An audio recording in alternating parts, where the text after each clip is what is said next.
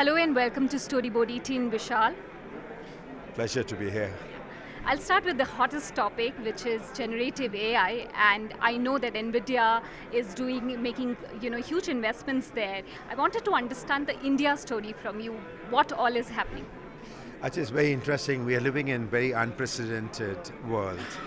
Our needs are very high, opportunities are great, and what I'm really liking, India truly has a very well laid story about AI for India, what they call hashtag AI for all.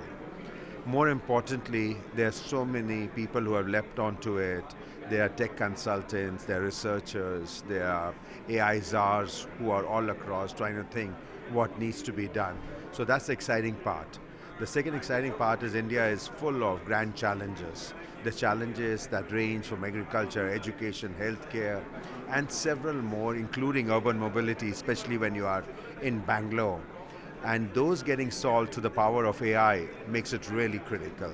So I'm really enjoying that there's an opportunity here in India to solve those. Sure. Also, there is a equal amount of skepticism, around job cuts, whether AI is going to take over, people's jobs. How do you respond to that? So firstly, we need to understand computing is a technology of automation. Software algorithms automate, and when you automate things, your cost of living comes down, convenience goes up. When automation goes to its extreme, you get breakthroughs. That leads to more innovations and your life becomes better. Till today, we've been restricted with our ability to write software, and that's why a lot of automation couldn't be done. But today, we are in a position because of AI that we can augment the work of our software engineers. Again, note I'm talking about augmentation of work. And when our software engineers can write that software and augment computers to learn and write that software, the software changes.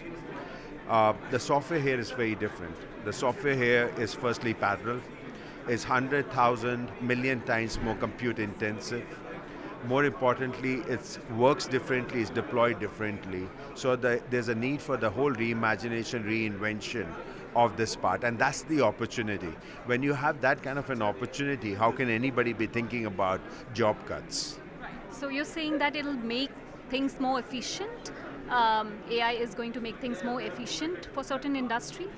Throughout the history, automation has only made it more effective, more efficient, and the cost of living has completely changed. Sure. Also coming to the recent WPP deal that NVIDIA has signed, which is making branded content and marketing related activities better and more efficient at scale. Tell us a little bit about that when it comes to advertising and marketing, how AI can help. So, everything in advertising is about targeting the consumer. And if you can do hyper-localization for the consumer, is that much better.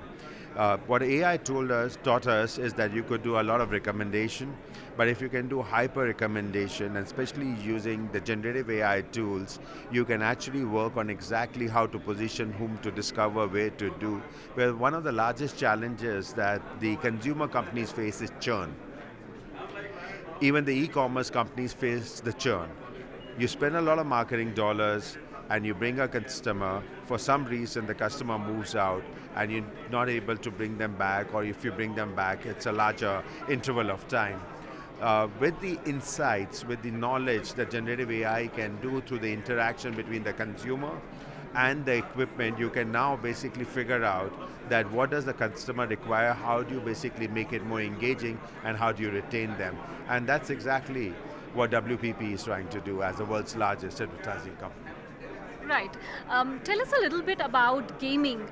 That is also being disrupted big time because of AI. What's happening in the Indian space at this moment? So gaming is actually nothing but a synthesis of the natural world with the digital world. And the whole invent is how do we bring these two worlds closer and understand physical properties into it.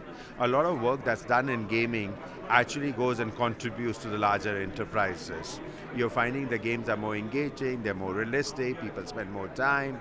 And even in India, thanks to a lot more broadband availability, young India, the forces are coming together where they are gaming a lot.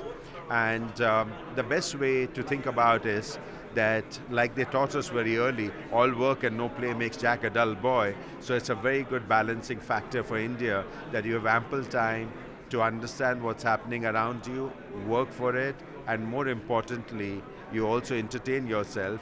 And in your quest for entertainment, you can be a scientist, you could be a creative person, or you could be even an engineer, depending upon how you look at it.